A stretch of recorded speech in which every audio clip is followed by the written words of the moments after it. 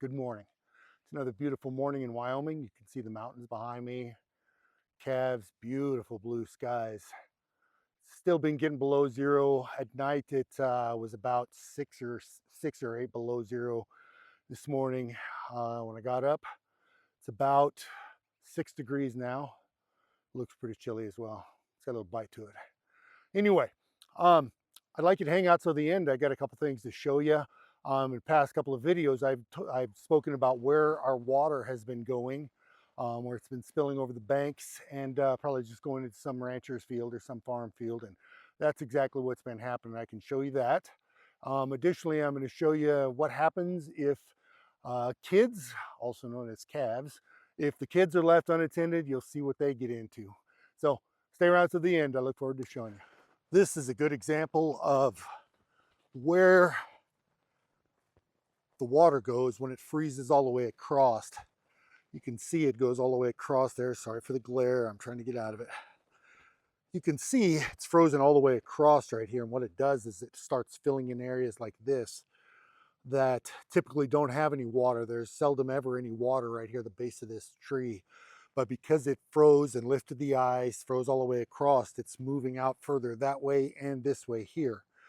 I'll show you here, we've lost water again. It's been well below zero the last couple of nights.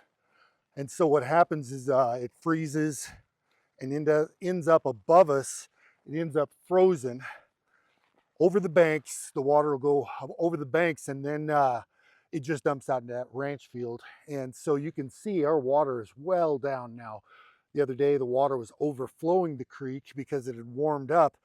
And we're supposed to have some warm weather here in the next couple of days, but you can see that it's down quite a bit right now. I'm gonna try to get a better view that is not in the glare. Not sure if you can see that or not. You can see how much lower the water is on that ice. That ice was all below the water the other day, or the water was up to the top of that. I'll show you another spot here. So you can see right there, the water is underneath the ice, well below. The water is running underneath over there, and there's ice, I don't know, probably foot and a half above. Similarly, you can see right there, all those fingers of ice that I was pointing out the other day, they're all well above the water line now. I'll show you how shallow the creek is. You can see it's only, I don't know, it's only probably 6-8 inches deep right here in this section right here. But I'll show you where that water's been going. It's up above us here, and you can clearly see that it's dumped out in this farmer's field. And actually, it's a rancher with the pasture, so the pasture doesn't have much. Anyway, I'll show you all that here at the end. All right, the other thing I'd promised to show you was what happens when you leave children unattended. You can see this tank. Say it's right next to our other tank, but this one is thawed, no ice, no nothing like that. It's in good shape. The other cows can come down and get water. It's right here and available for them. But when you have children, aka calves, you can see this is frozen over entirely. What's happened is their tank heater is right here, but what happens is the kids like to play with it and they pull it out of the tank, and so then it freezes over entirely. I had to break a little ice this morning, put the tank heater back in. You can see I even have it tied right here. Nonetheless, they fiddled with it and they had it out this morning. But they pulled it out and it was outside of the tank, so the tank froze solid. So I'm gonna have to reroute it into a place where they have less access to it, further back here in the back somewhere, and then try to get it to where they can't pull the darn thing out. So now I get to break ice again this morning.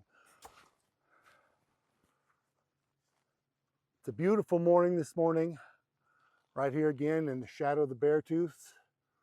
Absolutely gorgeous. Wouldn't trade it for the world. Even if I got to break ice because the kids pulled out the heater. All right, I'm not going to show you breaking ice and water in this morning. You've seen all that on other videos. Just wanted to show you what the kids will do and where our water's been going. So as I've been talking about, the water in shallow spots will freeze over. And when it does, the water will start spilling over the banks and filling up some farm field or a rancher's field. And that's exactly what we've got here. You can see all the way across. This is just filled up right here. It looks like way up here near the trees. Let's see if I can zoom in. So right along there somewhere is where you can see that it probably overflowed the banks and then just started coming down, filling this whole area up here. And that's why our water has been down a little bit. And we've had ice above what the water depth is. So I'll show you another spot that it's overflowing over here.